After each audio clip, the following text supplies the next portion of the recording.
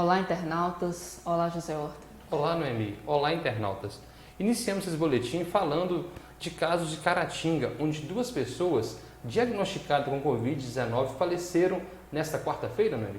Sim, esses 2 pacientes estavam internados no Hospital Casulo de Caratinga, sendo um paciente de 59 anos de idade, que residia na sede de Caratinga, e um paciente de 77 anos de idade, que residia no distrito de São João do Jacutinga. A respeito destes óbitos, o Hospital Casulo emitiu uma nota que será lida na íntegra a seguir. Às 12h08 desta quarta-feira, dia 3 de junho, o Hospital Casulo encaminhou uma nota à imprensa a respeito destes pacientes. Abre aspas. Informamos que o paciente de 59 anos do sexo masculino, portador de insuficiência cardíaca, insuficiência hepática crônica e diabetes mellitus, deu entrada na unidade hospitalar no dia 26 de maio de 2020, às 13 horas, encaminhado da unidade de pronto atendimento, com quadro de suspeita de Covid-19. No dia 1º de junho de 2020, foi confirmado o diagnóstico de Covid-19 por meio do exame RT-PCR.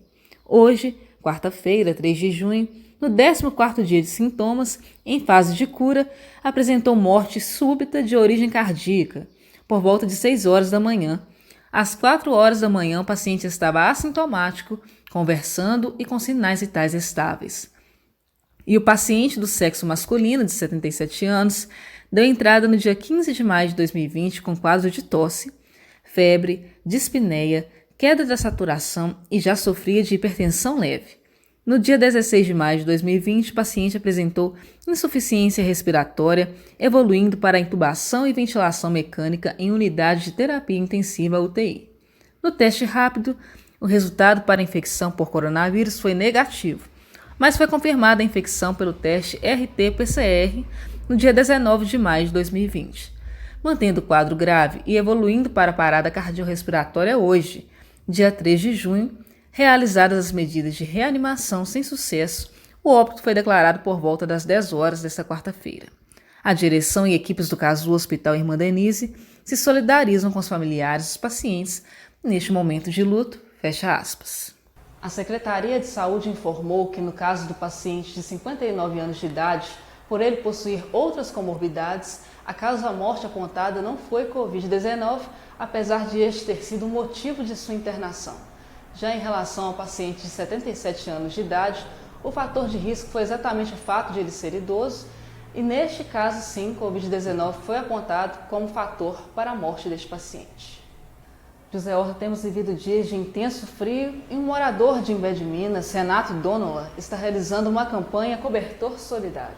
Sim, Noemi. No vídeo a seguir, ele faz um balanço da campanha e pede mais doações. Boa noite a todos, passando aqui para fazer a prestação de contas sobre o projeto que eu fiz aí, Cobertor Solidário, né? Vivemos um momento difícil da pandemia, muito difícil, e tem nossos irmãos que estão na rua e sofrendo, né, com esse frio, os moradores de rua. Então fizemos uma campanha aqui com o objetivo de recolher cobertores para os moradores de rua de Caratinga. Na verdade, a campanha começou com 17 cobertores. Com as bênçãos de Deus e de Nossa Senhora, já conseguimos 70 cobertores. Então amanhã, uma hora dessa, estarei lá em Caratinga com as bênçãos de Deus, entregando as coberturas aos moradores de rua, junto com a parceria da comunidade Leigo Monte Carmelo de Caratinga e também lá na casa lá das meninas também. A gente vai dividir aqui, então será 35 cobertores para cada uma dessas instituições. Agradeço a todos que confiam em mim. Fiz questão de fazer esse vídeo para mostrar transparência e honestidade com o seu dinheiro que você me entregou, né? Muita gente me entregou dinheiro em mãos, uma quantia muito alta, outros já comprou o cobertor na loja e me passou. Então a gente agradece a todos que me ajudou. Então amanhã a gente vai estar entregando. Se você ainda, ao ver o vídeo, se interessar em doar, só me ligar no zap, até meio-dia amanhã, dá tempo ainda. Então esse cobertor é para nossos irmãos que estão na rua aí, nessa friagem, né, nesse frio que tá demais. Então a gente agradece a todos que ajudou e os demais, se interessam em ajudar, me procura amanhã. Agradeço a todos que tem aí, né, põe um valorzinho o nome das pessoas aqui. Não é para fazer propaganda para ninguém não, só para mostrar a gratidão a todos vocês que confiou.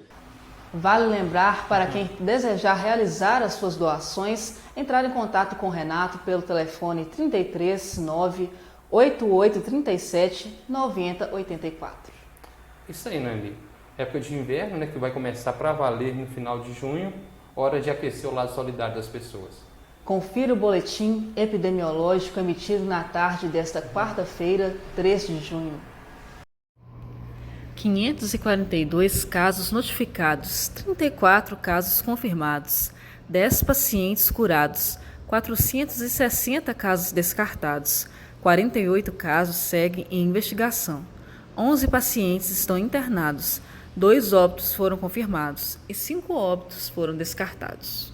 Ô Noemi, até ontem, segundo dados do Ministério da Saúde, o Brasil já contabilizava mais de 550 mil casos de Covid. Hoje, infelizmente, esses números devem chegar, no caso de óbito, a 32 mil óbitos. Isso contando que o primeiro óbito foi no dia 17 de março.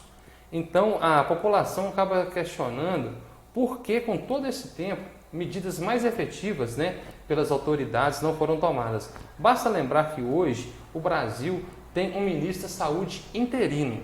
Já falamos aqui que a história sempre se repete, primeiro como tragédia, depois como farsa. E o Brasil não aprendeu a lidar com essas situações. Por mais que seja o desconhecido igual o Covid, é o caso que já aconteceu com febre amarela no século XIX, com a gripe espanhola no século XX. Entrevistas de médicos respeitados, como o Dr. Raul Kutaiti, do Hospital Sírio-Libanês, ele sempre fala que desde o início, quando houve a peste na Idade Média, o que houve? O isolamento sempre foi as medidas a serem tomadas.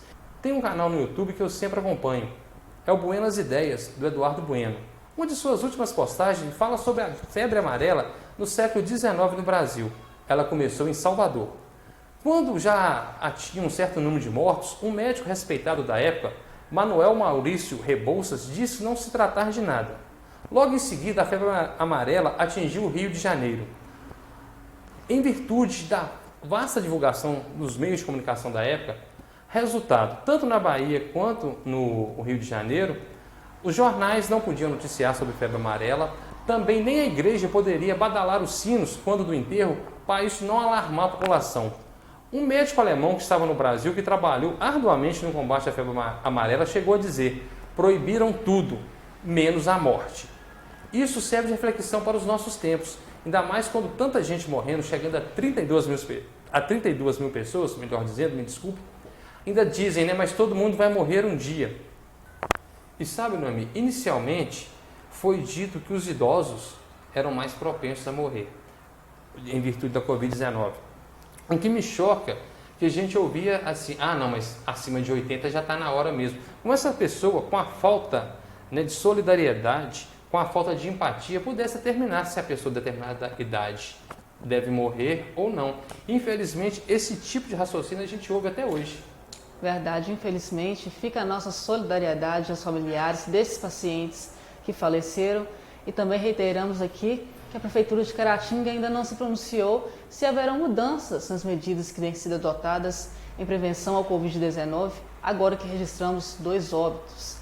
Não sabemos ainda se teremos reforço de barreiras sanitárias e também em relação ao comércio varejista se permanece com funcionamento normal. Aguardamos, então, um posicionamento da Prefeitura. Sim, e esse foi um dos questionamentos das pessoas que acompanham as redes sociais do Diário de Caratinga nessa quarta-feira, quando foi registrada, no caso, as mortes por pessoas que foram diagnosticadas com Covid-19.